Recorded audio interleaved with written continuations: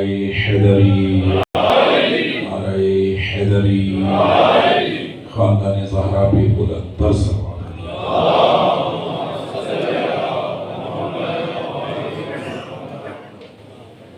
نہایت واجب احترام سادات عظام بزرگان دین، مومنین کرام، بالخصوص میرے نوجوان دوست، اس مجلس سے ترحیم کے لیے جو برائے ایصال ثواب سید مہتاب حسین زیدی صاحب رحمۃ اللہ علیہ منعقد ہو رہی ہے۔ سرنامہ کلام میں سورہ مبارکہ والفجر کی ابتدائی آیات کی تلاوت کا شرف حاصل کیا۔ آج کی اس مجلس کی ایک مناسبت تو مجلس ترحیم کے عنوان سے ہے، اور دوسری مناسبت یہ ہے کہ یہ مجلس عزا شعبان المعظم کے بابرکت مہینے میں منعقد ہو رہی ہے۔ شعبان المعظم وہ بابرکت مہینہ ہے کہ جسے نبی مکرم نے اپنا مہینہ قرار دیا ہے، اور فرمایا الشعبان شہری، کہ ماہ شعبان میرا مہینہ ہے۔ تو اس شعبان المعظم کی بھی مناسبت ہے۔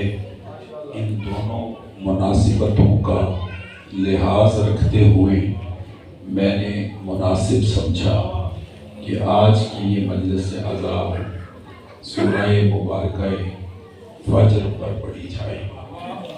تھوڑا سا بیدار رہیے گا صاحب نشیب فرمائیں۔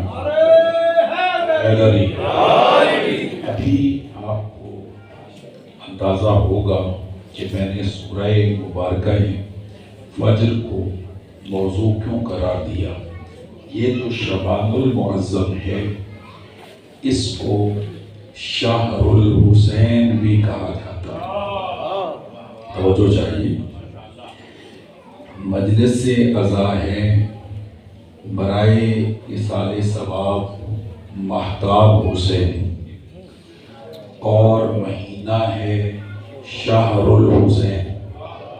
تو میں نے مناسب سمجھا کہ اس شہر الحسین میں سورۃ الحسین کی تلاوت کی جائے۔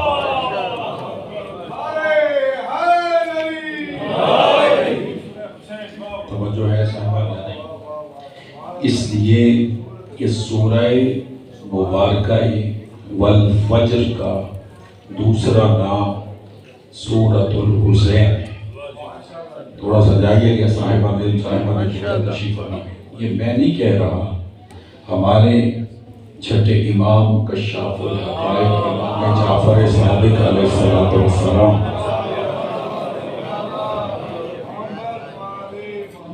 ارشاد فرماتے ہیں، ان کے ایک بڑے لائق شاگرد اور صحابی جن کا نام آپ کے ذہنوں میں ہے، حضرت ابو بصیر، وہ امام کے شاگرد بھی تھے اور صحابی بھی تھے۔ وہ تشریف فرما تھے، امام ابو بصیر سے مخاطب ہو کے کہتے ہیں کہ اے ابو بصیر، وَقْرَؤُوا فِي فَرَائِضِكُمْ وَنَوَافِلِكُمْ سورۃ الفجر، کہ اے ابو بصیر، اپنی فریضہ اور نافلہ نمازوں میں سورہ فجر کی تلاوت کیا کرو۔ توجہ ہے، سورہ فجر قرآن مجید کا 89واں سورہ ہے، اور یہ 30ویں سپارے میں موجود ہے، اور اس کی 30 ہی آیتیں ہیں، اور یہ مکی سورہ ہے۔ اس بات کو ذرا ذہن نشین رکھیے گا کہ یہ 30ویں پارے میں آغا جی 30 اس کی آیتیں ہیں، اور یہ سورۃ مکیہ، یہ مکی سورت ہے۔ مکی سورت اگر کہا جائے تو اس سے مراد یہ ہوتا ہے کہ یہ نبی مکرم پر مکہ مکرمہ میں نازل ہوا۔ توجہ کیجیے گا، دو طرح کی صورتیں، کچھ مکی ہیں کچھ مدنی ہیں۔ یہ جو سورہ ہے سورہ والفجر، یہ سورۃ مکیہ، یہ مکی سورت ہے، یہ ذہن میں رکھیے گا۔ امام فرماتے ہیں کشاف الحقائق اپنے صحابی سے کہ اپنی فریضہ اور نافلہ نمازوں میں سورہ فجر کی تلاوت کیا کرو۔ وہ پوچھتا ہے ابن رسول اللہ کیوں؟ امام نے فرمایا اس لیے لأنہا سورۃ الحسین ابن علی، کہ یہ سورہ فجر ہی سورہ حسین ابن علی ہے۔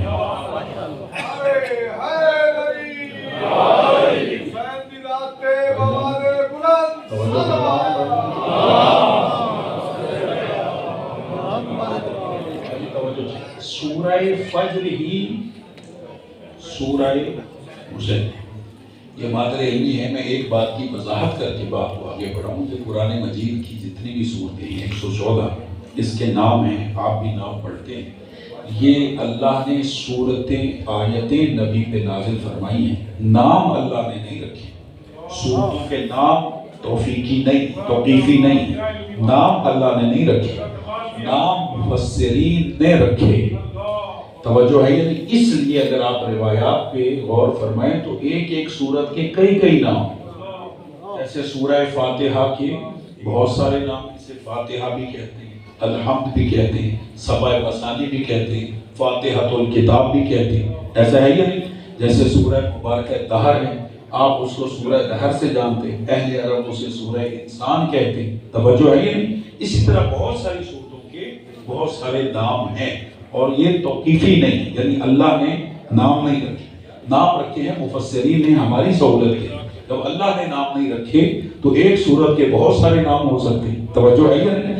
تو اسی طرح جو سورہ فجر ہے، چھٹے امام نے فرمایا یہ سورہ فجر ہی سورہ حسین ہے، توجہ کیجئے گا۔ شہر الحسین ہے، شبان المعظم، اور شہر الحسین میں سورۃ الحسین کو عنوان قرار دیا، یہ سورت سورہ حسین ہے۔ کسی نے سبحان اللہ کہا، کسی نے ماشاءاللہ کہا، کسی نے سر ہلا کے سنا۔ جب ابو بصیر سے امام نے کہا نا کہ یہ سورت سورہ حسین ہے، تو وہ چونکہ ایک طالب علم تھا، آگے سے سوال کر کے کہتا ہے یا ابن رسول اللہ 114 صورتوں میں سے سورہ فجر ہی سورہ حسین کیوں ہے؟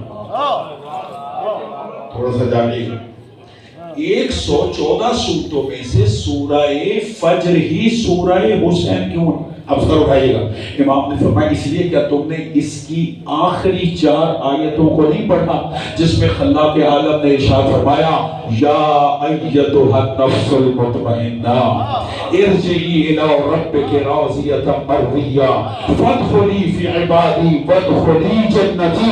امام فرماتے ہیں یہ جو نفس مطمئنہ ہے یہی تو میرے جد حسین ابن علی۔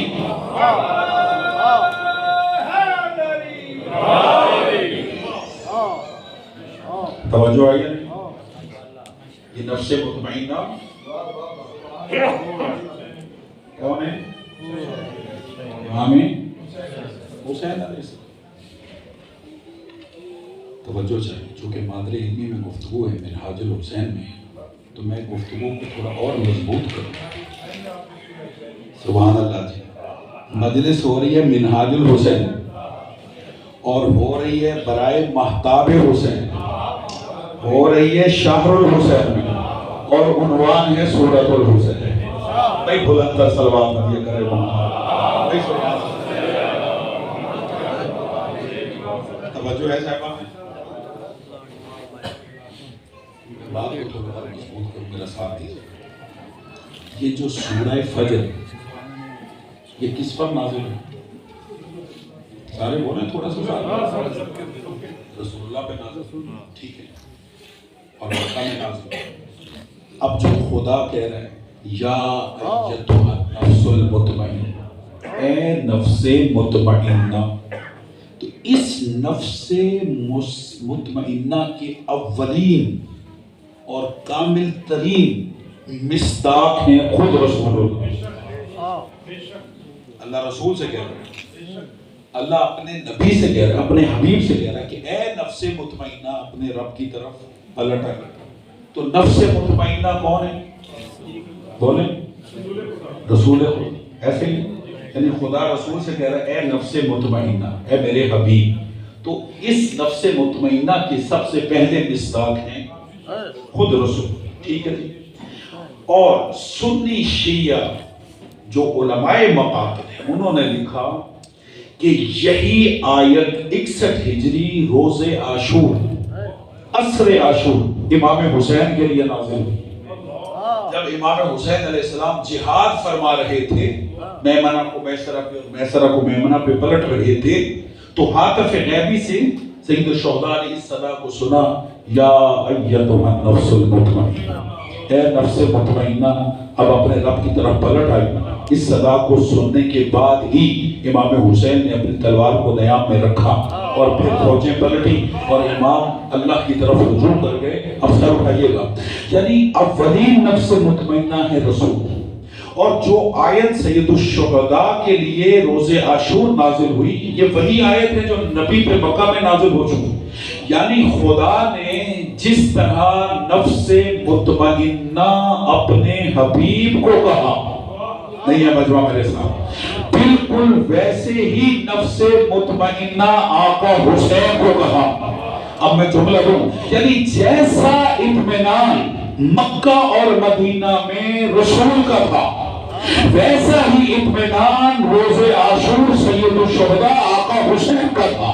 یعنی جو نفس مطمئنہ رسول ہے ویسے ہی نفس مطمئنہ سید الشہداء حسین علیہ السلام ہے. اب ذرا سر اٹھائیے گا، آقا حسین کو نفس مطمئنہ ہونا ہی چاہیے، اس لیے کہ رسول یہ فرما گئے تھے کہ حسین منی وانا من الحسین.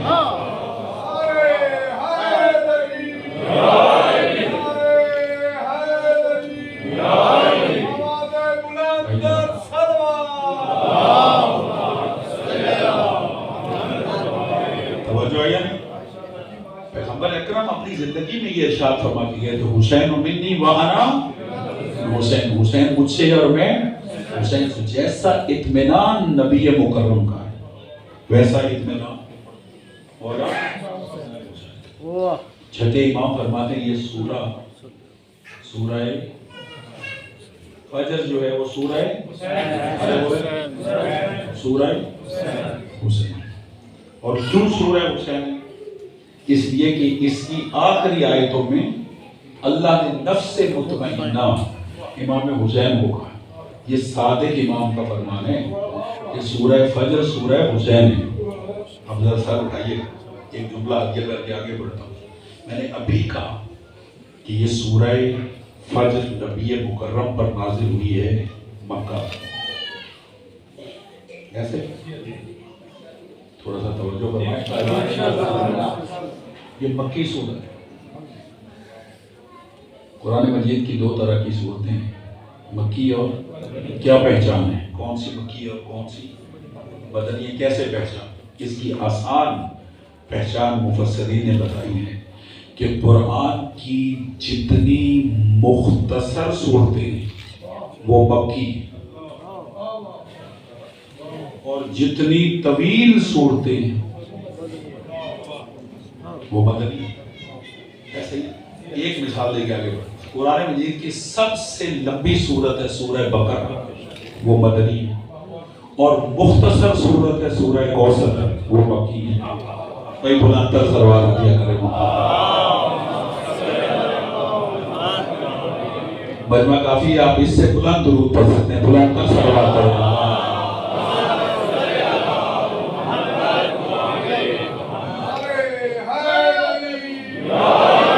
قبلہ جاگیے گا. ایک جملہ ہدیہ کرنا ہے. معرفت امام حسین، محبت امام حسین کا ایک باب آپ کے ذہنوں میں روشن کرنا ہے. توجہ کیجیے گا.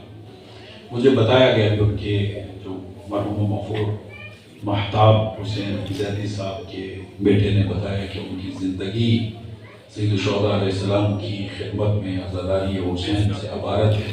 نمازی تھے، ظاہر آقا حسین تھے. خدا ان کے تمام حسنات کو قبول فرمائے اور امام حسین علیہ السلام کی شفاعت نصیب فرمائے.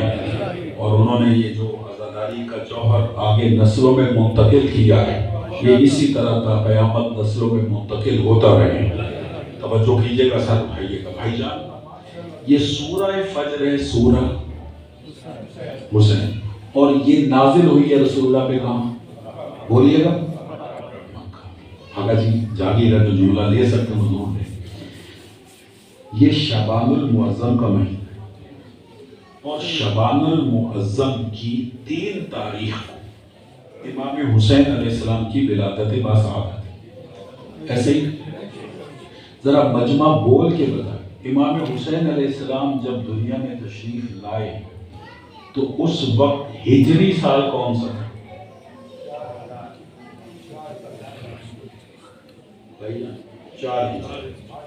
4 ہجری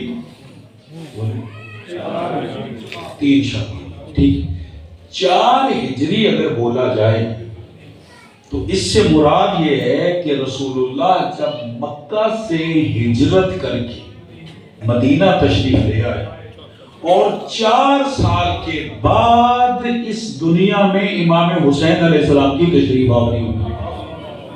میں جملہ دے چکا ہوں، میں دیہات میں نہیں پڑھ رہا، میں صاحبان علم میں پڑھ رہا ہوں. یعنی جب رسول اللہ نے مکہ سے ہجرت کی اور مدینہ تشریف لائی اور 4 سال کے بعد یعنی 2 ہجری کو شادی ہے جناب امیر المومنین کی جناب صدیقہ طاہرہ سے، اور 3 ہجری کو امام حسن علیہ السلام کی ولادت اور 4 ہجری کو امام حسین علیہ السلام کی 3 شعبان کو ولادت باسعادت. یعنی رسول اللہ ہجرت کر کے آ گئے مدینہ، وہاں آ کر امام حسین علیہ السلام کی ظاہراً ولادت ہوئی. ذرا سر اٹھائیے. یعنی امام حسین علیہ السلام اس دنیا میں تشریف لائے 4 ہجری کو اور رسول اللہ پر سورہ فجر نازل ہوئی ہے مکہ میں. یعنی امام حسین علیہ السلام کے دنیا میں آنے سے پہلے رسول اللہ پر سورہ فجر نازل ہو چکی ہے. اور چھٹے امام فرماتے ہیں سورہ فجر سورہ حسین. آپ سارے علاقے سنیں گے تو لطف نہیں آئے گا.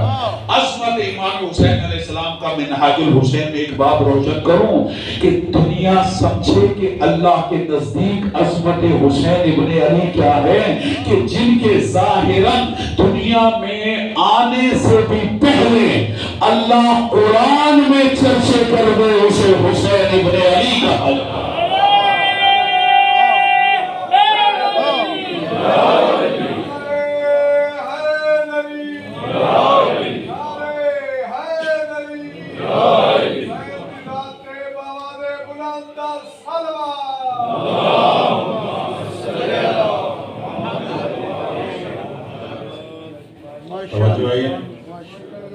یعنی امام حسین علیہ السلام کے دنیا میں آنے سے پہلے اللہ نے قرآن میں چرچے کرے. میں جہاں ایک طالب علم ہوں، چھوٹا سا خطیب ہوں، اگر مجھے اجازت دیں تو ان جملوں کو میں خطیبانہ انداز میں ہدیہ کروں. آپ بہت لطف لیں گے اگر آپ نے توجہ فرمائی. یعنی سورہ فجر سورہ حسین ہے. آقا حسین سے پہلے اللہ نے امام حسین علیہ السلام کے نام کا سورہ نازل کیا. ٹھیک ہے، اس کو ذہن میں رکھ کے جملہ سنیے گا کہ عظمت حسین ابن علی یہ ہے کہ جس کی صورت سے پہلے اللہ اس کے نام کی صورت بھیج دے. میں بلند کر عظمت حسین پہ صلوات پڑھ لیتا.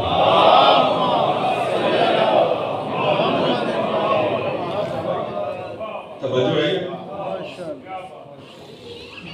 ابو بصیر نے سنا کہ سورہ فجر سورہ حسین، توجہ کیجیے، اور یہ ہے. ٹھیک ہے جی. اس نے ایک سوال اور، چونکہ طالب علم تھا، اس نے ایک سوال اور کہ یا اللہ رسول یہ سورہ فجر سورہ حسین اور آپ نے کہا کہ اپنی فریضہ اور نافلہ نمازوں میں سورہ فجر کو پڑھیے.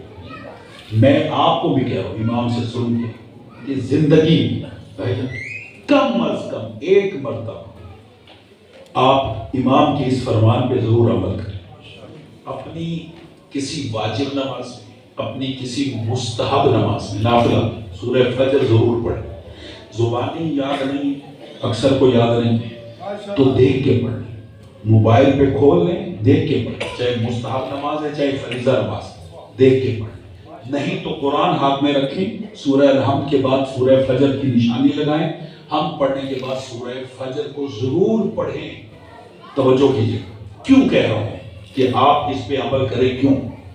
اس لیے کہ ابو بصیر نے سوال کیا کہ یا رسول اللہ، جو اپنی نافلہ یا فریضہ نمازوں میں سورہ فجر پڑھے گا اسے اجر کیا ملے گا؟ اجر چاہیے یا نہیں چاہیے؟ توجہ ہے یا نہیں؟ جو سورہ فجر کی تلاوت کرے گا اپنی نافلہ اور فریضہ نمازوں میں تو اسے اجر کیا ملے گا؟ بھئی سبحان اللہ۔ امام علیہ السلام نے ارشاد فرمایا من قرأها فَإِنَّهُ مَعَ الْحُسَيْنِ يَوْمَ الْقِيَامَةِ۔ امام فرماتے جو سورہ فجر کی تلاوت کرے گا قیامت کے دن اللہ اسے امام حسین کے ساتھ محشور کرے گا۔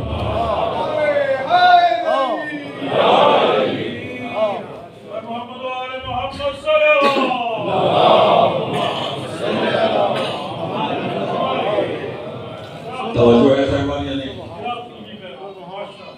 سورہ فجر کو پڑھیں، ان کے ساتھ حشر و نشر امام حسین علیہ السلام، خدا کی قسم جس کا حشر و نشر امام حسین کے ساتھ ہو جائے گویا اس نے زندگی میں سب کچھ پا لیا ہے یا نہیں؟ زیارت میں یہ جملے بھی ہمیں امام نے سکھائے ہیں، اللہم اجعلنا عندک وجیہا بالحسین علیہ السلام فی الدنیا والآخرہ۔ پروردگار تو اپنی بارگاہ میں ہمیں عزت دار قرار دے، ہماری وجہ سے نہیں، حسین کی وجہ سے، اور حسین کی وجہ سے عزت دار ہم تب ہیں کہ جب ہم حسینی بن کر رہے ہیں۔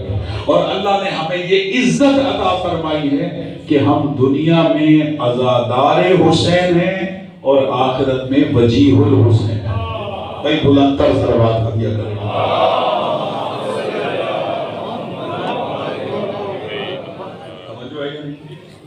یہ میں نے مختصر سا تعارف ہدیہ کیا سورہ حسین، اور انشاءاللہ آپ عمل کریں گے، کم از کم ایک مرتبہ ضرور سورہ فجر کی تلاوت کیجئے گا، اور یقیناً اگر آپ یہاں سے سن کے اس پر عمل کریں گے تو آپ کے ثواب میں مرحوم و مغفور جناب مہتاب حسین زیدی صاحب بھی شامل ہو گئے، ایسا ہی ہے، یہ بھی انہیں اصحال ثواب۔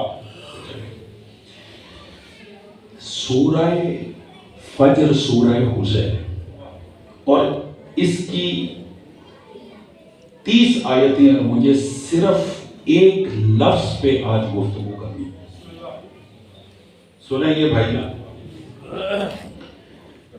اس سورہ میں اللہ نے آغاز میں کچھ قسمیں کھائی، بسم اللہ الرحمن الرحیم، والفجر ولیال عشر والشفع والوتر۔ خدا کہتا ہے مجھے فجر کی قسم، توجہ ہے۔ قرآن مجید میں اللہ نے 118 قسمیں کھائی، کتنی؟ 118 قسم۔ 70 سورے وہ ہیں جس میں اللہ نے کوئی قسم نہیں کھائی، 70 سوروں میں کوئی قسم نہیں، اور 114 میں سے 70 نکال دیں، باقی کتنے بچتے ہیں؟ یہ جو 34 سورے ہیں، 34 نہیں 44 سورے جو ہیں، اس میں اللہ نے 118 قسمیں کھائی۔ کسی صورت میں اللہ نے ایک قسم کھائی، کسی میں 2 کھائی، کسی میں 3 کھائی، کسی میں 4 قسمیں اٹھائی، کسی میں 5 اٹھائی، اور جو سب سے زیادہ قسموں والا سورہ ہے جس میں اللہ نے 11 قسمیں کھائی، وہ سورہ شمس، ٹھیک ہے جی۔ اور اس کے بعد اللہ نے جس سورہ میں زیادہ قسمیں اٹھائی ہیں وہ ہے سورہ فجر۔ توجہ ہے بھائی، خدا نے فرمایا بسم اللہ الرحمن الرحیم، والفجر، مجھے فجر کی قسم، ولیال عشر، مجھے 10 راتوں کی قسم، والشفع، مجھے 2 کی قسم، والوتر، مجھے 1 کی قسم۔ بھائی جان فجر کی قسم، 10 راتوں کی قسم، 2 کی قسم اور 1 کی قسم۔ ان قسموں کو آپ شمار کر لیں تو 14 قسمیں بنتی ہیں۔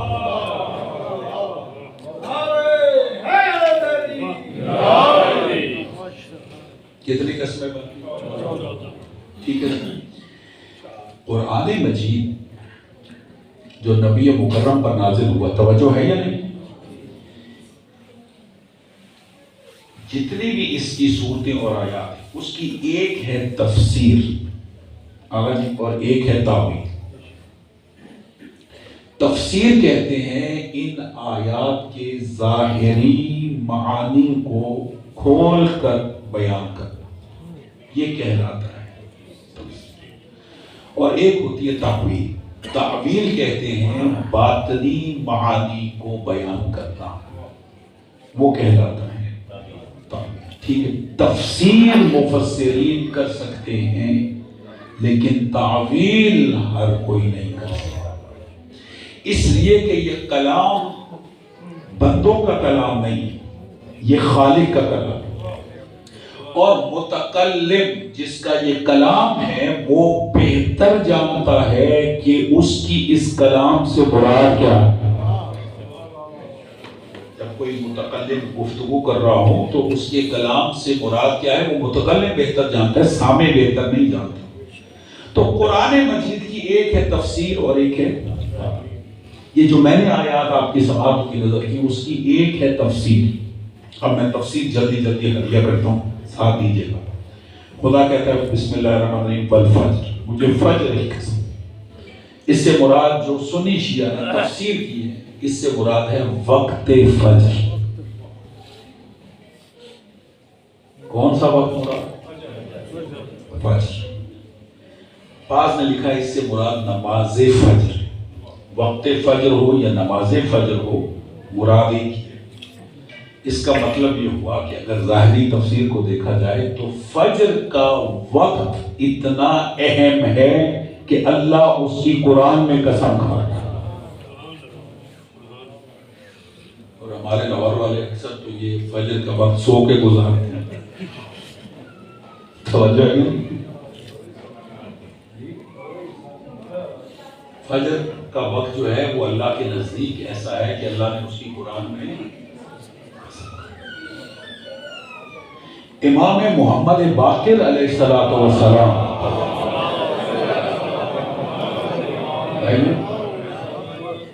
کا ایک عیسائی عالم سے مناظرہ ہوا تھا، اور بڑا طویل مناظرہ تھا۔ اس مناظرے کا ایک سوال تھا جو عیسائی نے کیا تھا ہمارے امام سے، اور وہ سوال یہ تھا کہ وہ کون سا وقت ہے جو نہ دن ہے نہ رات۔ توجہ ہے، نہ وہ دن شمار ہوتا ہے نہ وہ رات شمار ہوتا ہے، اور وہ کون سا وقت ہے؟ امام نے فرمایا وہ فجر کا وقت ہے۔ اور پھر اگلا جملہ سنیں، امام نے فرمایا کہ یہ جو فجر کا وقت ہے یہ دنیا کا وقت ہے ہی نہیں، یہ جنت کا وقت ہے۔ فجر کا وقت کون سا ہے؟ جنت کا وقت ہے، جس میں امام نے پھر آگے اس وقت فجر کی فضیلتیں بیان فرمائیں کہ اس میں جو ساری رات کا مضطرب بندہ ہو اسے قرار آ جاتا ہے، بیمار کو راحت مل جاتی ہے۔ کیوں؟ اس لیے کہ یہ ہے ہی جنت کا وقت۔ توجہ ہے یا نہیں؟ تو جو اہل جنت ہیں وہ دنیا میں اس جنت کے وقت کو ضائع نہیں کرتے۔ یہ ایسا وقت ہے کہ جس کی اللہ نے قرآن میں قسم والفجر، مجھے وقت فجر کی قسم۔ توجہ ہے؟ اس پہ میں چلے اور نہیں بولتا، بات کو آگے بڑھاتا۔ وَلَيَالٍ عَشْرٍ، خدا کہتا ہے مجھے 10 راتوں کی قسم۔ پوچھا گیا کہ یہ 10 راتیں کون سی؟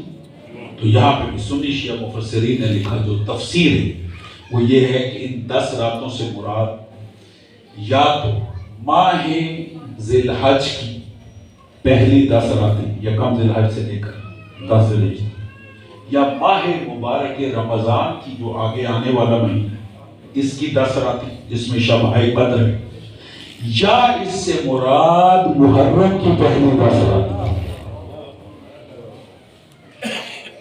لیکن ایک بات ہوتا ہے، اگر عشرہ منایا جاتا ہے تو وہ بس محرم کا منایا جاتا ہے. اور اس میں سنی شیعہ مفسرین نے لکھا ہے کہ محرم کی بھی 10 راتیں مراد ہیں. یہ ظاہری تفسیر ہے. فجر سے مراد وقت فجر، 10 راتوں سے مراد ذی الحج کی 10 راتیں یا محرم کی 10 راتیں یا ماہ رمضان کی 10 راتیں. فرمایا والشفع، مجھے 2 کی قسم، اور والوتر، مجھے 1 کی قسم. فرمایا یہ جو اللہ نے کہا والشفع، اس سے مراد نماز تہجد کی 2 رکعتیں یا ہر جفت مراد ہے ظاہراً، ہر 2. توجہ ہے نہیں؟ یہ میں سنی شیعہ تفسیریں بھائی جان عرض کر رہا ہوں، ٹھیک ہے جی. جو نماز شب پڑھتے ہیں وہ جانتے ہیں نماز شب کتنی رکعت ہوتی ہے؟ 11، جس میں 8 رکعت 2 کر کے پڑھی جاتی ہے اور 2 رکعت نماز شفع پڑھی جاتی ہے، ٹھیک ہے، اور 1 رکعت نماز وتر پڑھی جاتی ہے، ٹھیک ہے جی. یہ جو اللہ قسمیں فرما رہا ہے قرآن میں اٹھا رہا ہے والشفع، 2 کی قسم، اس سے مراد یہی نماز شب کی 2 رکعت، اور اللہ نے کہا والوتر، مجھے 1 کی قسم، اور یہی نماز شب کی 1 رکعت ہے جسے وتر کہا جاتا ہے. یعنی اس کا مطلب یہ ہے کہ نماز شب اللہ کے نزدیک اتنی مقبول نماز ہے کہ اس کی رکعتوں کی اللہ نے قرآن میں قسمیں کھائی. توجہ ہو گئی؟ اور یہ جو وتر ہے اس سے مراد 1. اسی پہ میری گفتگو ہے بھائی جان. خدا نے کہا مجھے 2 کی قسم، مجھے 1 کی قسم. یہ جو خدا نے کہا مجھے والوتر، وتر کی قسم، سر اٹھائیے گا بھائی جان، اس سے مراد 1 ہے. لیکن لطیف بات یہ ہے کہ ہر 1 مراد نہیں. توجہ کیجیے، وہ 1 مراد ہے جس جیسا دوسرا کوئی نہیں.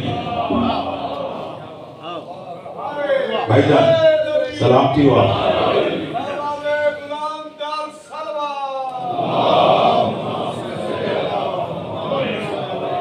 سلامتی ہو.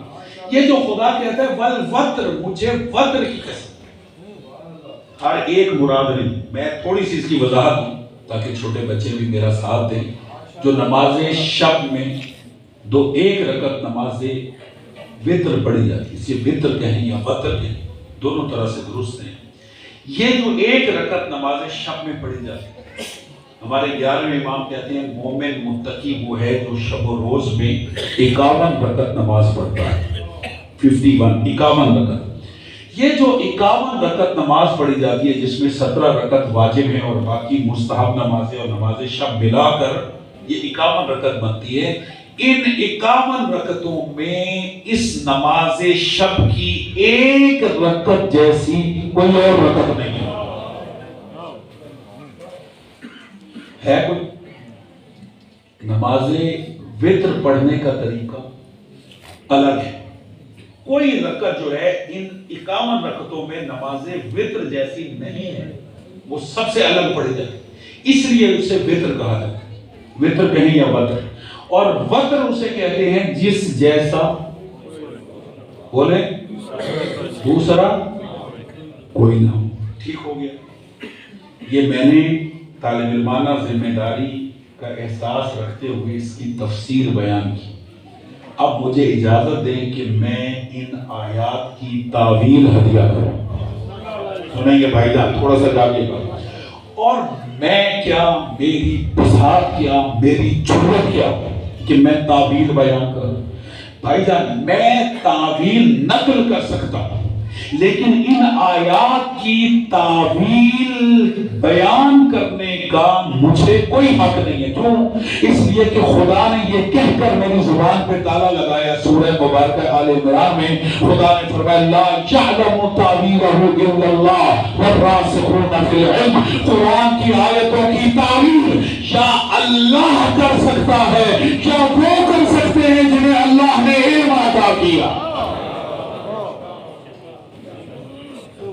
میں نے تو علم کسبی حاصل کیا، تھوڑا سا علم حاصل کیا بحیثیت طالب علم. قرآن کی آیتوں کی تعبیر کون کر سکتا ہے؟ بولے یا اللہ کر سکتا لا یعلم، یہ آیت ہے قرآن، لا یعلم تعویلہ، یعنی قرآن کی آیتوں کی تعویل کوئی نہیں جانتا الا اللہ، سوائے اللہ، والراسخون فی العلم، یا وہ کہ جنہیں اللہ نے علم عطا، جو علم راسخ، جنہیں اللہ نے علم عطا، توجہ ہے، یعنی جن کا علم کسبی نہیں ہے، وحبی ہے، یعنی جنہوں نے دنیا میں آ کر علم حاصل نہیں کیا بلکہ وہ دسترخوان توحید سے رزق علم لے کر آئے، نہیں مجمع میرے ساتھ نہیں، جو علم لے کر آئے، خدا کی قسم بڑے اطمینان سے، اور جی آپ نے یہ جملہ ہدیہ کرتا ہے، اقوام عالم کے پاس ایسا کوئی ایک بھی نہیں ہے کہ جسے اللہ نے علم عطا کر کے بھیجا ہو، اللہ نے ہمیں ایک نہیں 14 عطا فرمائے۔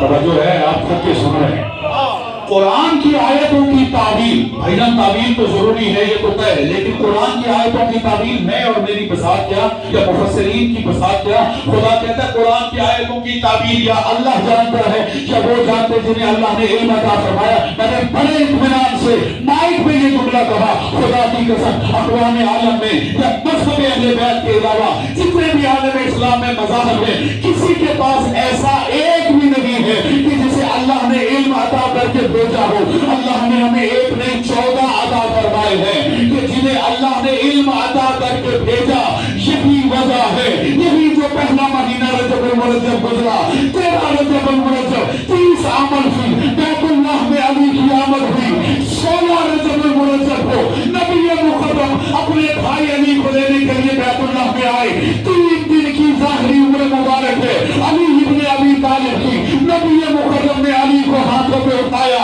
اور اٹھانے کے بعد کہتے اقرا یا علی، علی کچھ سناؤ، علی فرماتے ما اقرا یا رسول اللہ، اللہ کے رسول کیا سناؤ؟ توریت سناؤ، زبان سناؤ، انجیل سناؤ یا قرآن سناؤ؟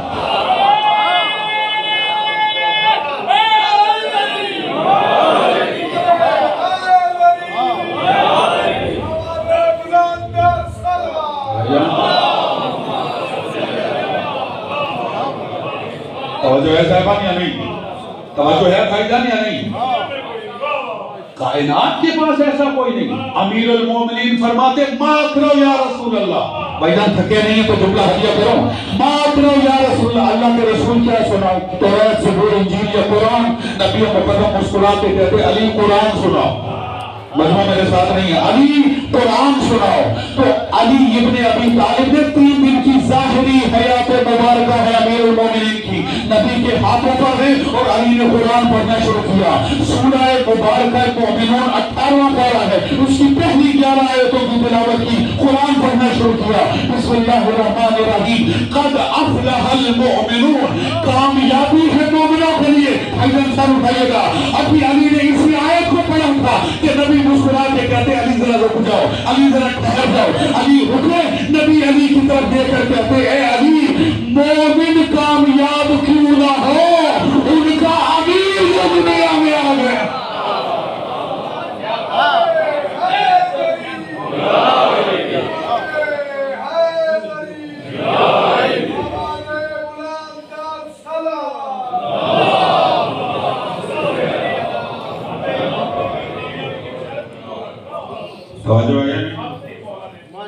کامیابی کن کے لیے؟ قرآن کہتا ہے بسم اللہ الرحمن الرحیم قد افلح المؤمنون، کامیابی ہے مومنوں کے لیے۔ اور مولا فرماتے، مولا نبی مولا علی سے کہتے علی مومن کامیاب کیوں نہ ہو، ان کا امیر جو دنیا میں آ۔ توجہ ہے، یاسر بھائی بیٹھے ماشاءاللہ بہت اچھے اشعار پڑھتے ہیں، اللہ آپ کی زبان میں مزید تاثیر دے اور نور قلم۔ ہمارے ایڈوکیٹ بھائی تشریف فرمائیے، بہت اچھا لکھتے بھی، بہت اچھا پڑھتے بھی۔ اب میں ان دونوں معززین کو اپنے ساتھ شامل کر کے آپ کی خدمت پہ 4 مصرے ہدیہ کرتا ہوں، سنیں گے بھائی جان؟ میں نے ابھی کہا کہ علی نے نبی کے ہاتھوں پر قرآن پڑھا. یعنی جی چلے وہ جملہ بھی میں کہہ ہی دیتا ہوں. بھائی جان نے اشارہ کر دیا تو میں اس جملے کی طرف اشارہ کر کے چلی. یہ واقعہ جو اقرا کا ہے یہ نبی مکرم کی اس وقت جب امیر المومنین کی ولادت باصادت ہوئی. نبی مکرم کی عمر تھی 30 سال اور علی کی عمر تھی 3 دن. اور 30 سالہ عمر مبارک ہے ظاہراً جب مولا علی علیہ السلام کی بیت اللہ میں تشریف آوری ہوئی اور نبی کہہ رہے علی قرآن سنو، قرآن سنو قرآن. اور علی نے نبی کے ہاتھوں پر جب نبی کی 30 سال کی عمر ہے قرآن سنایا. اور جب علی قرآن سنا چکے، اگلے جملے پہ غور کیجئے، تو نبی مسکرا کے کہتے علی تجھے تو ویسے ہی قرآن یاد ہے جیسے مجھے محمد کو یاد. یہ میں نے دانستہ جملہ کہا ہے، اس پر توجہ چاہیے. یہ میں نے دانستہ جملہ کہا ہے کیونکہ اگلے جملے سے میں نے اس جملے سے فائدہ لیا. کہا علی تمہیں تو ویسے ہی قرآن یاد ہے جیسے مسلم. یعنی علی نے قرآن سنایا تو نبی نے تصدیق کی. جب نبی مکرم کی امیر المومنین کی بیت اللہ میں ولادت کے بعد عمر مبارک ہوئی 40 سال اور نبی تھے غار حرا میں. آ گیا جبریل اور جبریل نے کہا اقرا یا محمد. محمد پڑھی. اب اس میں ہماری کتابوں میں تو یہ روایت نہیں ہے اور بھائیوں کی کتابیں بڑی پڑھی کہ نبی مکرم نے کہا ما انا بقاری، مجھے تو پڑھنا ہی نہیں. توجہ ہے. تھک گیا بھائی، میں اپنی بات نہیں کر رہا. میرے پاس کتابوں کے ریفرنس ہے. یہ 27 رجب گزری ہے، یہ روزے مبعث تھا. ہمارے نزدیک روزے مبعث تھا، برادران کے نزدیک یہ روزے شب معراج تھا. اس شب کو معراج ہوئی تھی. ٹھیک ہے، لیکن بہرحال وہ غار حرا کے واقعات تو لکھے ہوئے کتابوں. جبریل آیا اور اس نے آ کے کہا اقرا یا محمد پڑھیے. تو نعوذ باللہ رسول نے کہا ما انا بقاری، مجھے پڑھنا نہیں. پھر جبریل علیہ السلام نے جو کچھ کیا وہ کتابوں میں لکھا، وہ میں تو پڑھ ہی نہیں سکتا.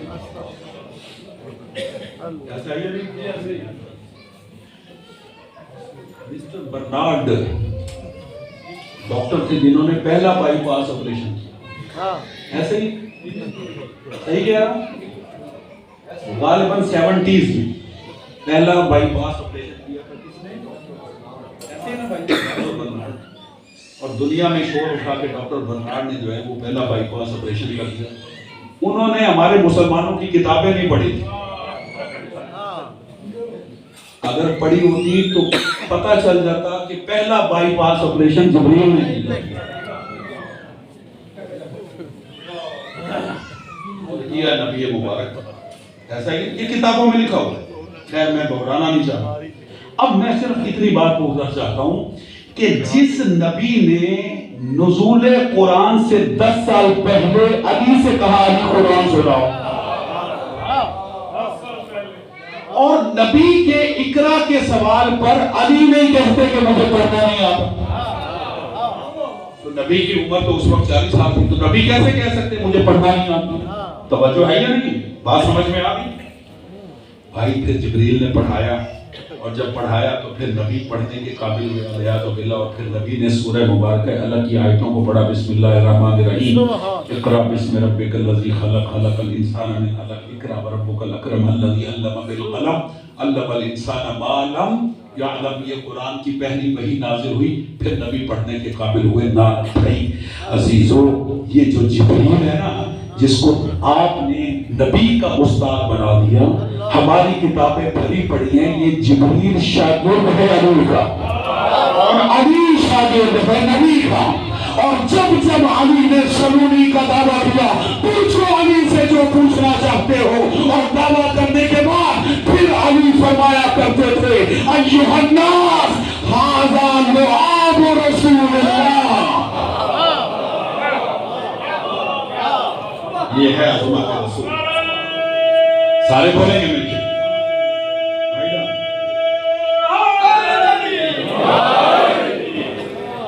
توجہ ہے. نزول قرآن سے ابھی قرآن کی برتھ ڈے ہے 27 رجب. برتھ ڈے یعنی جب پہلی وحی آفیشلی نبی پہ نازل ہوئی، اس وقت جب نبی مکرم کی ظاہری عمر مبارک تھی 40 سال. ٹھیک ہے، لیکن نبی عالم قرآن پہلے سے تھے یا نہیں؟ اگر کوئی نہیں مانے گا تو توہین رسالت. پھر نبی افضل الانبیاء نہیں قرار پا. کیوں؟ امتی نبی ہے عیسیٰ. 3 دن کے تھے جب جناب مریم کے کردار پہ شک کیا گیا تو جناب عیسیٰ ماں کی گود میں پکار کے کہتے ہیں انی عبداللہ وآتانی الکتاب وجعلنی نبیا. اللہ کا بندہ ہوں، کتاب لایا ہوں، نبی بن کے آیا. عیسیٰ تو نبی سے افضل ہو، جبکہ ہمارے نبی ہیں افضل الانبیاء. ٹھیک ہے. میں نے یہ جملے پڑھے ملتان میں، مجھے یاد ہے کہ علی نے نبی کے ہاتھوں پر قرآن پڑھا، سورہ مبارک. یہ سنی شیعہ کتابیں بھری پڑھی. سورہ مومنون کی تلاوت کی. بسم اللہ الرحمن الرحیم. قد افلح المومنون، کامیابی ہے مومنوں کے. تو مجمع میں سے ایک شخص کھڑا ہوا، مولانا، اور کہنے لگا اسی لیے تو ہم کہتے ہیں شیعہ حضرات علی کو نبی سے بڑھا دیتے.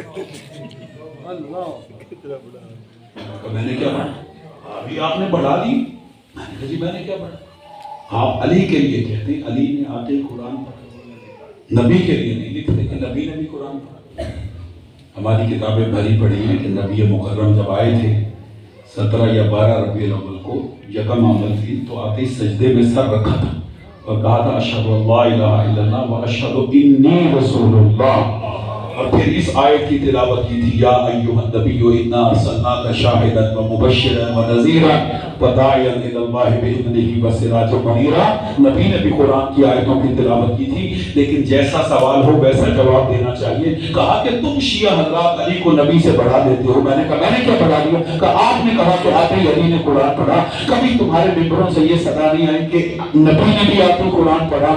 تو میں نے کہا بھائی آتے ہی قرآن پڑھنا بنتا ہی علی کا تھا، نبی کا قرآن پڑھنا بنتا ہی نہیں تھا. وہ کہنے لگے کس طرح؟ تو میں نے کہا ناصر بھائی توجہ کیجیے گا. میں نے کہا ہمارے شاعر نے اس کا جواب دیا ہے کہ ہر شخص ہر بات کو پاتا ہی نہیں تھا، ہر لفظ ہر ذہن میں سماتا ہی نہیں تھا.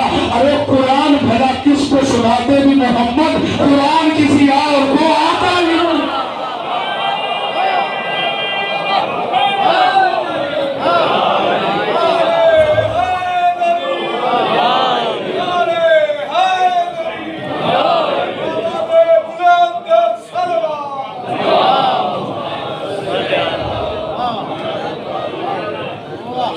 توجہ ہے یا نہیں؟ جب علی نے قرآن سنایا تو نبی نے مصدق بن کر تصدیق کی. اگر نبی پڑھتے تو کون تصدیق کرتا؟ توجہ ہے یا نہیں؟ توجہ ہے صاحبان یا نہیں؟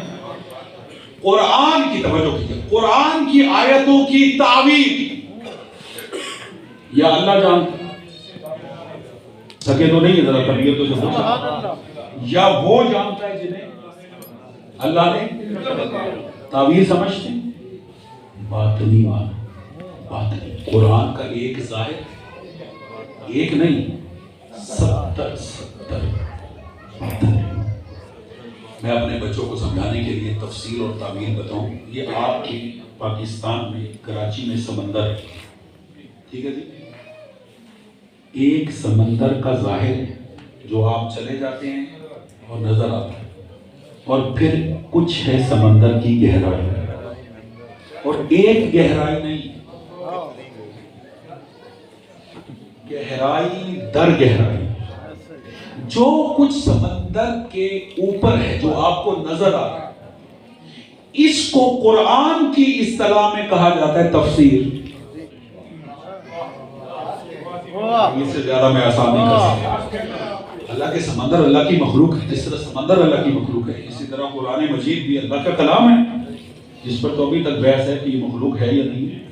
تو اسی طرح جس طرح سمندر کا باطن ہے، پھر اور آگے جائیں اور باطن ہے، پھر اور آگے جائیں اور باطن. ایسا ہی کچھ گئے تھے باطن تک جانے کے لیے، ان کا کیا حشر ہوا آپ جانتے رہے، واپس نہیں. کتنی گہرائی.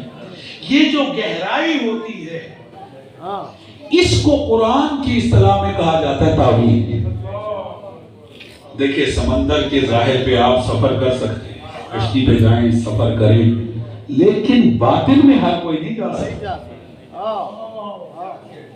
باطن میں جانے کے لیے الگ شرائط ہیں، الگ سہولیات ہیں، الگ فیسلٹیز ہونی چاہیے، الگ استعداد ہونی چاہیے۔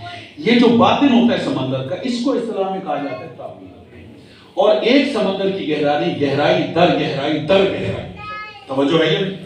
اسی طرح قرآن کی بھی گہرائی امیر المومنین فرماتے ہیں قرآن کا ظاہر خوبصورت ہے، خوشنما ہے، اور اس کا باطن گہرا ہے، عمیق ہے، اور جو باطن گہرا اور عمیق ہے اسے کہا جاتا ہے تاویل۔ اور اللہ فرماتا ہے قرآن کی آیتوں کی تاویل یا اللہ جانتا ہے یا وہ جانتے جنہیں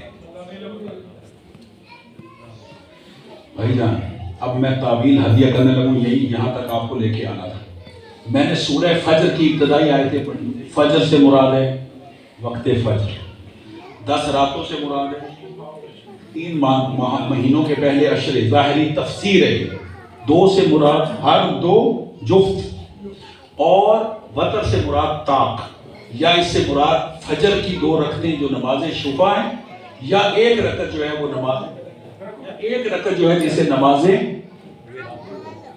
ایک رکعت جو نمازیں وتر، یہ ہے تفسیر سنی شیعہ صاحب۔ اب مجھے اجازت ہے کہ میں تعبیر ہے کیا تھکے تو نہیں ہے، ذرا طبیعت سے پوچھ لیں۔ شعبان المعظم کا بابرکت مہینہ ہے، اس مہینے اگر ان آیات کی تعبیر نہ پیش کی جائے تو پھر سارا سال نہیں پیش ہو سکتی۔ 5ویں امام سے بھی روایت ہے اور 6ٹھے امام سے بھی روایت۔ پوچھا گیا اپنا رسول اس فجر اور 10 راتوں اور 2 اور 1 سے مراد کیا ہے؟ امام نے فرمایا، سر اٹھائیے، امام نے فرمایا فجر قرآنی نام ہے امام زمانہ کا۔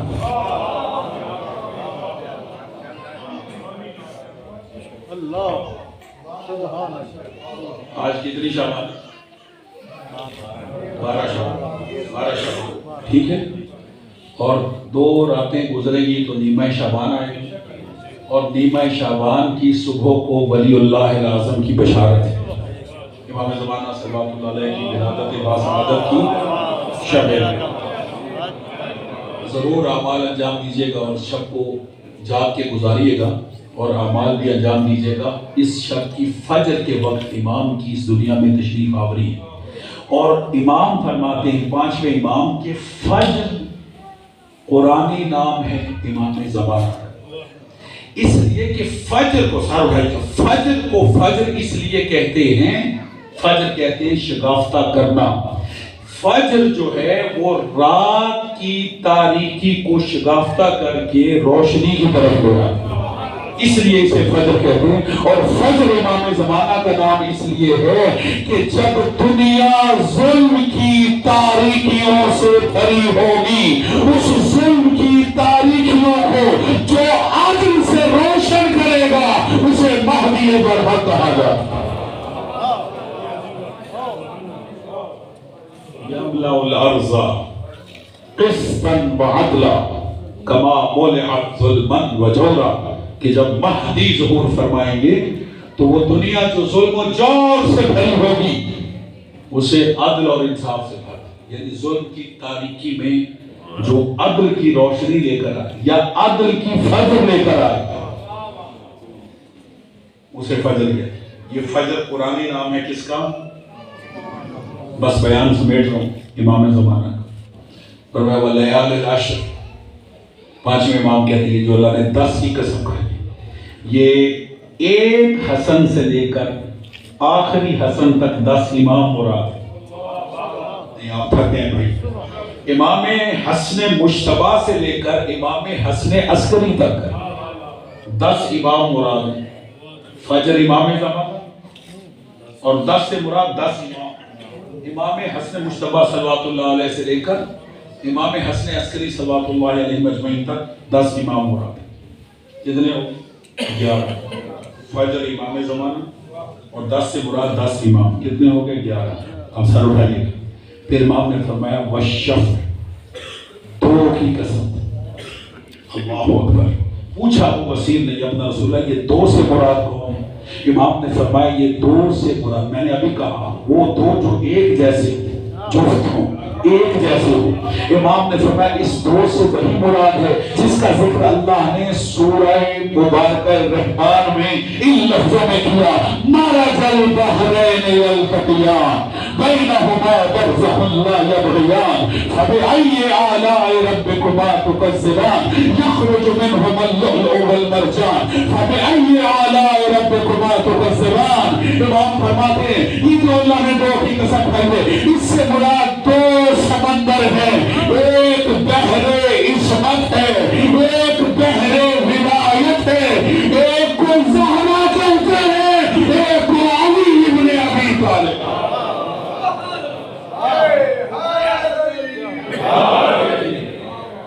توجہ آئی نہیں؟ بس بیان سمیٹ رہا ہوں۔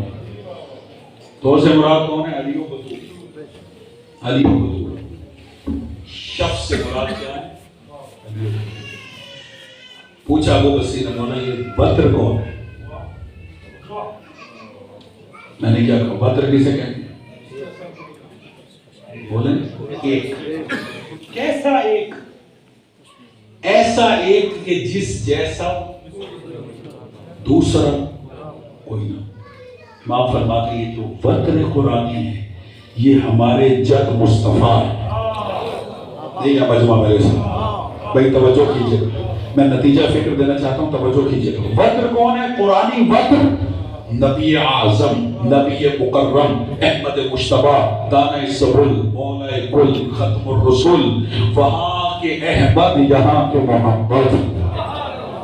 صلوات پڑھے عظمت مصطفیٰ پہ صلوات۔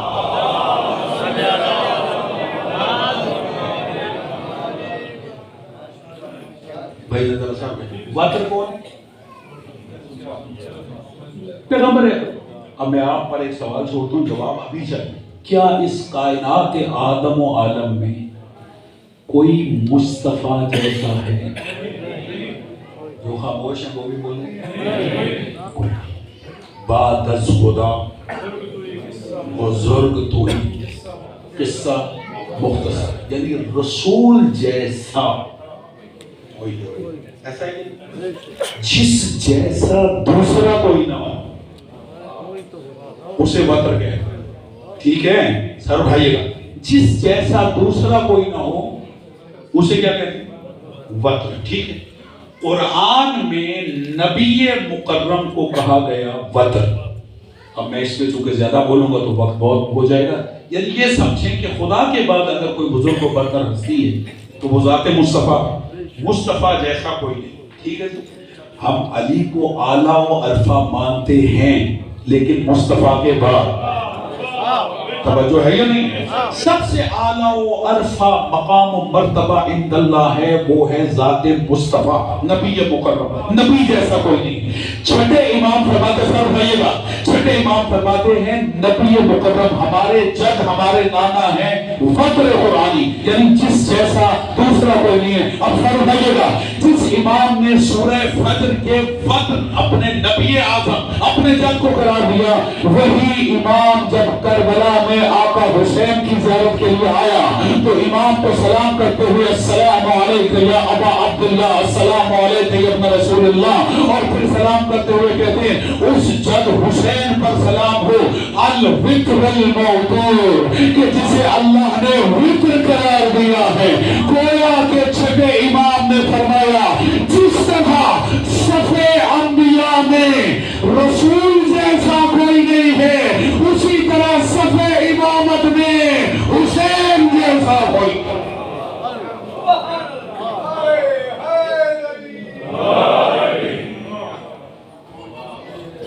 کوئی حسین جیسا بولیں؟ حسین جیسا کوئی نہیں۔ حسین بھی وطر ہے، حسین منی وانا من الحسین، حسین منی وانا من الحسین، حسین مجھ سے اور میں حسین سے۔ اگر نبی وطر ہے تو حسین بھی وطر، نہ رسول جیسا کوئی ہے بولیں، نہ حسین جیسا کوئی ہے۔ اس کائنات آدم و عالم میں امام حسین جیسا کوئی نہیں۔ خود ائمہ اللہ کی بارگاہ میں یہ دعا کرتے تھے، خود رسول اللہ بھی، علی و بطول بھی اور آئمہ، کہ پروردگار ہمارے حسین کو وہ عطا فرما جو کائنات میں کسی کو عطا نہ۔ میں آپ کو دعوت فکر دیتا ہوں، وقت نہیں بچا، آپ ہماری کتاب مذہب کی بہت بڑی کتاب، جس کتاب کا نام ہے خصائص حسینی، یعنی وہ فضائل، وہ انفرادیتیں، وہ یونیک فضائل جو اللہ نے عظمتیں صرف امام حسین کو عطا، کسی کو عطا نہیں۔ حضرت علامہ جعفر شستری علیہ الرحمہ کی یہ لکھی ہوئی کتاب ہے، انہوں نے ایک باب قائم کیا کتاب کی صورت میں، اور اس میں ان فضیلتوں کو ذکر کیا جو صرف اللہ نے حسین کو عطا کی۔ اگر وہ بیان کرنی شروع ہو جائیں تو اشرے کم ہے، اشرے پڑھتے جائے بندہ، صرف امام حسین کی فضیلتیں سناتا جائے وہ کم ہے۔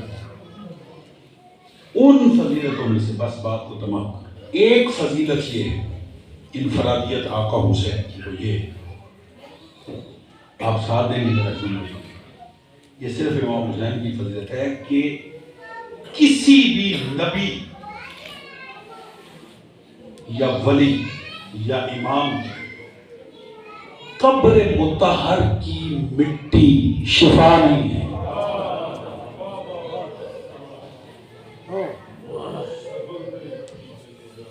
اگر کسی کی مٹی میں شفا ہے، وہ کس کی مٹی ہے؟ امام حسین۔ رسول اللہ کی قبر کہ جس کی جالی کو بھی ہاتھ نہیں لگانے دیتے،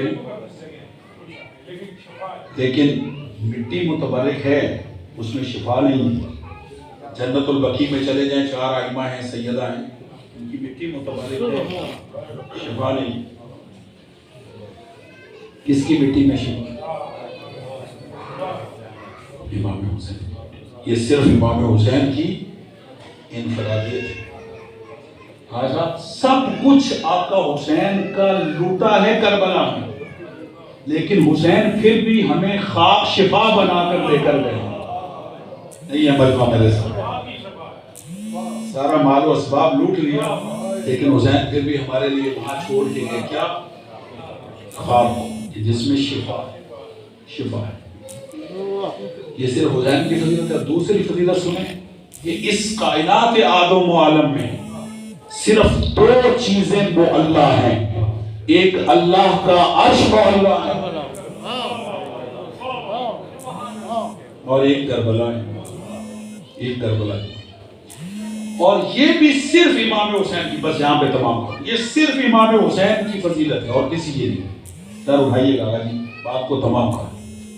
امام حسین علیہ السلام کی دنیا میں ولادت باصادت تشریف آوری ہوئی ہے 3 شعبان 4 ہجری، اور ان کی شہادت ہوئی ہے 10 محرم 61 ٹھیک ہے۔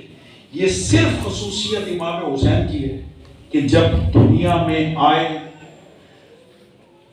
تب بھی فطرس کو شفا عطا فرمایا، اور جس دن دنیا سے گئے حر کو علیہ السلام بنایا۔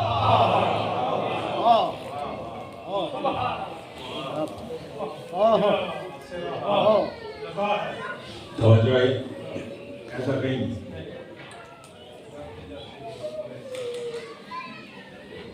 روزہ عاشور امام حسین علیہ السلام کے پاس آیا ہے اور وقت فجر، جب تک یزیدی لشکر میں تھا، گناہگار تھا، ایسا ہی ہے۔ کتنے قدم چل کر آیا ہے آقا حسین کے پاس؟ کتنے قدم چل کر آئے؟ چند قدم۔ یہ جو چند قدم اس نے آقا حسین کی طرف بڑھائے، امام حسین علیہ السلام نے حر جیسے گناہگار کو ولی اللہ بنا دیا۔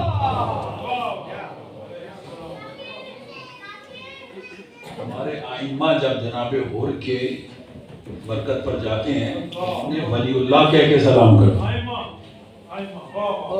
السلام علیکم یا ولی اللہ۔ اور امام نے یہ جملے کہتے ہیں، حر تیری ماں نے تیرا نام حر صحیح رکھا ہے۔ یہ حر اتنا گناہگار تھا۔ دیکھیں یہ ہمارے لیے ڈھارس ہے آقا حسین کا وجود۔ میں نے کہا آقا حسین کو وہ عطا کیا اللہ نے جو کسی کو عطا نہیں کیا۔ ایک جملہ کہنے کو جی چاہتا ہے، جس طرح اللہ ہوتے ہوئے وحدہ لا شریک ہے کہ اللہ کے ساتھ کوئی شریک نہیں، اسی طرح حسین اللہ کا بندہ ہوتے ہوئے لا شریک ہے، عبدہ لا شریک ہے۔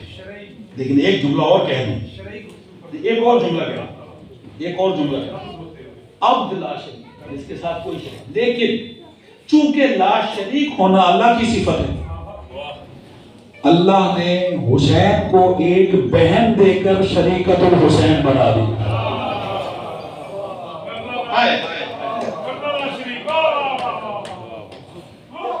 توجہ آئی جناب زینب سلام اللہ علیہ شریکت الحسین، اس لیے کہ لا شریک ہونا اللہ کی صفت ہے۔ ایسا ہی نہیں آقا جی، آپ کے لیے ایک مصرع میں نے دے دیا ہے، اس پہ ضرور دیجیے گا۔ جناب زینب سلام اللہ علیہ کو شریک کر اور شریکت الحسین بنا، جس دن آئے تو درست کو شفا دی۔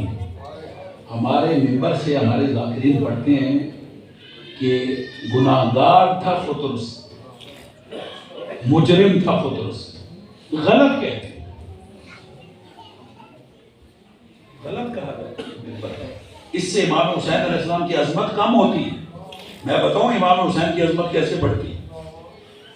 فطرس ہے فرشتہ، اور فرشتہ گناہ کرتا ہی نہیں، اس میں گناہ کرنے کا ملکہ ہی نہیں، گناہ کرے گا تو مجرم بنے گا، گناہگار تو تب ہوگا کہ جب اللہ کی نافرمانی کرے گا۔ فرشتوں میں صلاحیت گناہ ہی نہیں ہے، عباد مکرمون لا یعصون اللہ ہم بامرہ یعملون، یہ اللہ کے مقرب فرشتے جو گناہ کرتے ہیں، یہ اللہ کے امر کے پابند ہیں۔ تو جب فرشتہ گناہ کرتا نہیں تو پھر مجرم کیسے، خطا کار کیسے؟ نا، اس سے ترک اولا ہوا، ترک اولا اعلیٰ کے مقابلے میں ادنا کو اس نے اپنے لیے منتخب کیا تھا۔ اور یہ روایت ہے ائمہ کی کہ بعض ملائکہ اور بعض انبیاء سے ترک اولا ہوا ہے۔ ہمارے ہاں ہم عقیدہ شیعہ اثنا شریعہ رکھتے ہیں، فرشتے بھی معصوم ہیں، انبیاء بھی معصوم ہیں، نہ فرشتے گناہ کرتے ہیں نہ انبیاء گناہ کرتے ہیں، ان سے ترک اولا ہوتا ہے۔ ترک اولا سمجھتے ہیں؟ خاموش ہے، مجھے ترک اولا کی وضاحت کرنی پڑے گی۔ ترک اولا سمجھتے ہیں اعلیٰ کے مقابلے میں ادنا کو اپنے لیے منتخب کرنا، یہ کہلاتا ہے ترک اولا۔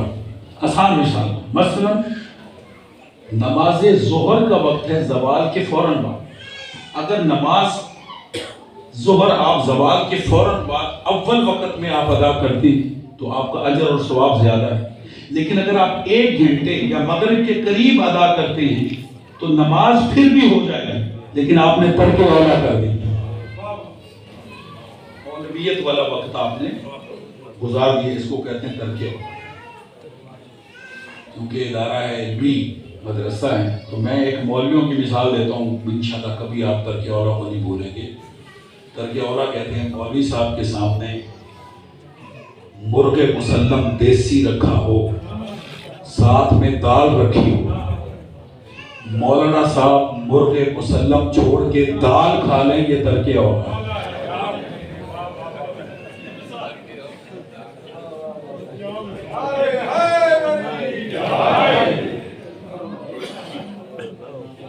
جو ہے یا نہیں سمجھ آ گئی؟ آپ تو نہیں بولیں گے۔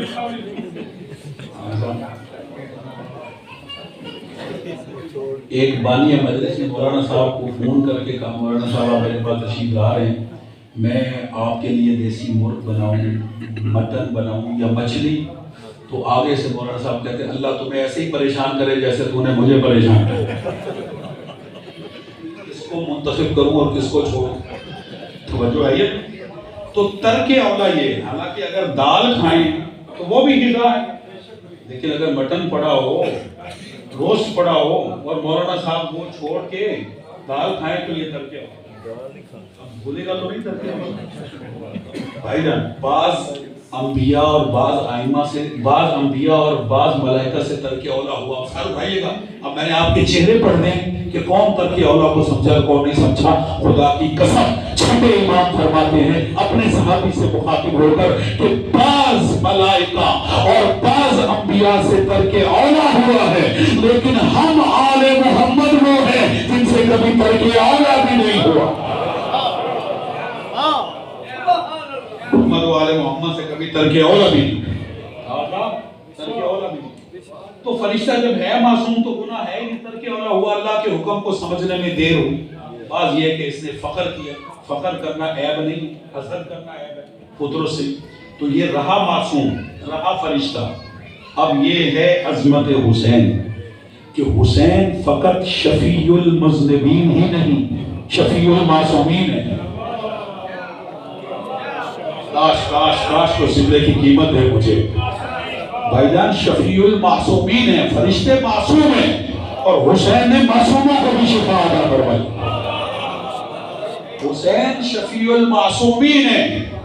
حر تھا گناہگار، حر تھا مجرم.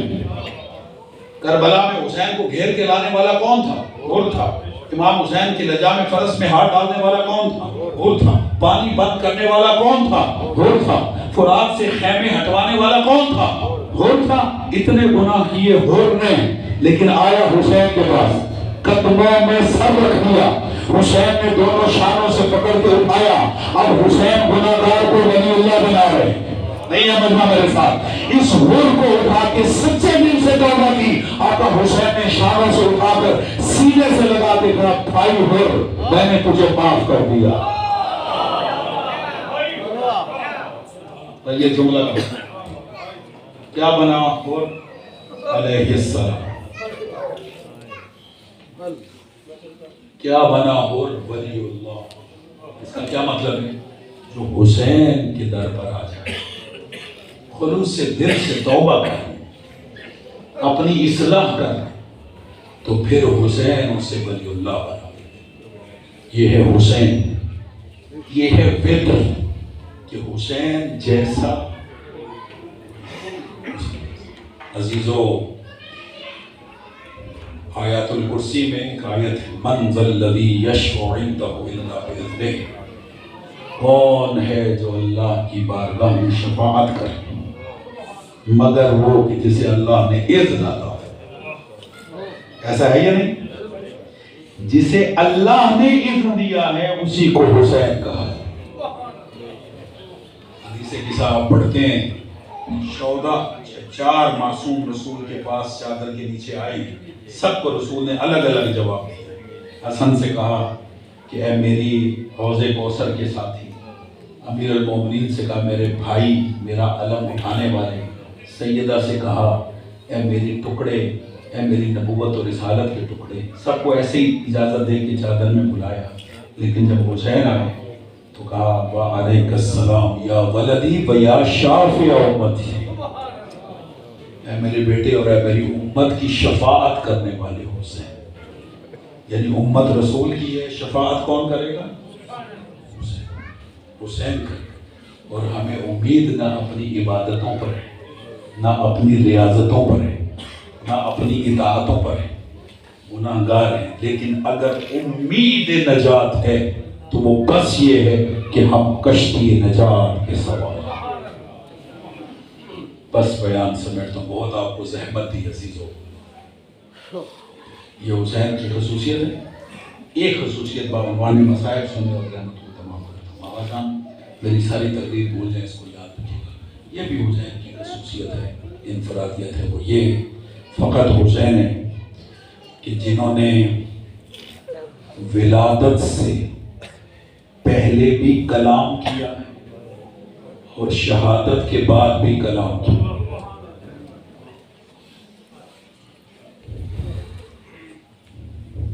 حسین کی خصوصیت ولادت سے پہلے بات کر، یعنی دنیا میں آنے سے پہلے کلام کیا اور شہادت کے بعد کلام کیا. ولادت سے پہلے کلام شکم مادر میں ہے حسین، صدف عصمت میں ہے. جناب سیدہ مصلی عبادت پر اچانک فضا نے سنا کہ زہرا چیخے مار مار کے رو رہے. اجرکم جعلکم اللہ من الباقین۔ قریب آئی تو آقا زادی شہزادی فجر کا وقت ہے، کیوں اس طرح رو رہا؟ کہا کہ اماں فضا، یہ جو بچہ میرے شیخ میں عصمت میں ہے یہ اکثر مجھ سے باتیں کرتا ہے، آج اس نے عجیب انداز سے گفتگو کی ہے۔ کہا آقا زادی کیا گفتگو کی ہے؟ سنیے گا۔ جناب فضا سے جناب فاطمہ کہتی ہیں فضا میں تمہیں نہیں بتاؤں گی، میرے بابا کو بلا کے اجرکم اللہ، میں آنسو آ جائیں بطول راضی ہو جائیں۔ رسول اللہ تشریف لائیں، سیدہ فرماتی ہیں بابا یہ جو بچہ میرے صدف عصمت میں ہے یہ اکثر مجھ سے ہم کلام ہوتا ہے، اکثر مجھ سے باتیں کرتا ہے، آج اس نے عجیب انداز سے باتیں کی۔ رسول فرماتے ہیں بیٹی کیا باتیں کی؟ کہا بابا ایسی باتیں کی ہیں جس نے میرا کلیجہ چیر کے رکھ دیا، ماں ہے فاطمہ زہرا۔ کہا بیٹی کیا باتیں کی؟ کہا میں نماز فجر کے بعد مصلی عبادت پر تھی، یہ بچہ مجھ سے مخاطب ہو کے کہتا ہے السلام علیک یا اماں انا ولدک عطشان۔ سنیں گے ترجمہ کروں؟ کہا بابا یہ مجھ سے عام کلام ہوا اور مجھ سے کہنے لگا اماں پیاسے بیٹے کا سلام قبول اجرکم علی اللہ جعلکم اللہ من الباقین۔ علیہ السلام کے علاوہ کسی کا میں نہ ہوتا۔ رسول اللہ کی آنکھوں سے بھی آنسو جاری ہوئے۔ پھر پوچھتے ہیں بیٹی بس یہی بات کی؟ نہیں۔ کہا بابا پھر مجھ سے مخاطب ہو کے کہتا ہے السلام علیک یا اماں انا ولدک علیان۔ اجرکم علی اللہ، اپنی آوازوں کو بلند کیجیے گا، جو ہمیں حسین میں بلند آواز سے روتے ہیں چھٹے امام ان کے لیے دعا کرتے ہیں۔ کہا بابا مجھ سے مخاطب ہو کے کہتا ہے اماں کربلا میں جس کا لباس لوٹ لیا جائے اس بیٹے کا سلام قبول۔ رسول اللہ نے رونا شروع کیا۔ کہا بیٹی بس یہی جملے کہیں، اگلا جملہ دعا کریں میں پڑھ پاؤں اور آپ سن پائیں۔ کہا بابا اس نے جو اگلا مرثیہ اپنا پڑھا نا اس نے مجھے چیخ چیخ کر رونے پر مجبور کر دیا۔ کہا بیٹی اس نے اگلا جملہ کیا مرثیہ پڑھا ہے؟ کہا بابا مخاطب ہو کے کہتا ہے السلام علیک یا اماں انا ولدک سبحان۔ اماں اس بیٹے کا سلام قبول کرو جس کی لاش پر بھولے ڈالا دیے۔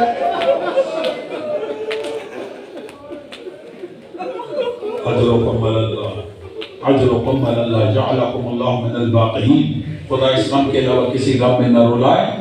رسول اللہ نے بھی گریہ کیا اور پھر بیٹی کو سینے سے لگا کے کہتے ہیں بیٹی تیرا یہ حسین کربلا میں پیاسا مارا، بیٹی یہ تیرا حسین کربلا میں جب شہید کر دیا جائے گا اس کے جسم سے اس کا لباس لوٹ لیا جائے گا، بیٹی کربلا کے میدان میں اس کی لاش پہ گھوڑے ڈالا دیے جائیں، اس کی دائیں طرف کی پسلیاں بائیں چلی جائیں گی، بائیں طرف کی پسلیاں دائیں چلی جائیں گی۔ عزادارو یہ تھا حسین کی وہ خصوصیت جو امام حسین نے ولادت سے پہلے کلام کی۔ اب آخری جملہ سنیں اور آپ کی زحمت و اعتماد، یہ وہی حسین ہے جنہوں نے شہادت کے بعد بھی کلام کی۔ علماء مقاتل لکھتے ہیں کہ واحد حسین غریب و شہید ہے کہ جس کا دھڑ کربلا کی گرم ریت پر قرآن پڑھ رہا تھا اور سر لوکے نیزہ پہ قرآن پڑھ رہا تھا۔ جب حسین کا سر لوکے نیزہ پہ کلام پڑھ رہا تھا، قرآن کی تلاوت کر رہا تھا، لوگ عجیب سمجھ کے دیکھ رہے تھے۔ یہ تلاوت کربلا سے لے کر شام تک جاری رہی، لیکن عزادارو جب جناب زینب دربار میں داخل ہونے لگی ہے، ایک مرتبہ سر حسین کی طرف دیکھا حسین کی آنکھیں بند تھی اور زبان سے قرآن کی آیتوں کی تلاوت جاری تھی۔ طلب کی علی کی بیٹی طلب کے کہتی ہے بھیا حسین یہ انصاف نہیں ہے، جب کربلا میں تو ذبح ہو رہا تھا تیری بہن 70 قدم پہ کھڑی دیکھ رہی تھی، بھیا اب آنکھیں بند نہ کر، آنکھیں کھول، اب دربار میں تیری بہنیں ذبح ہو۔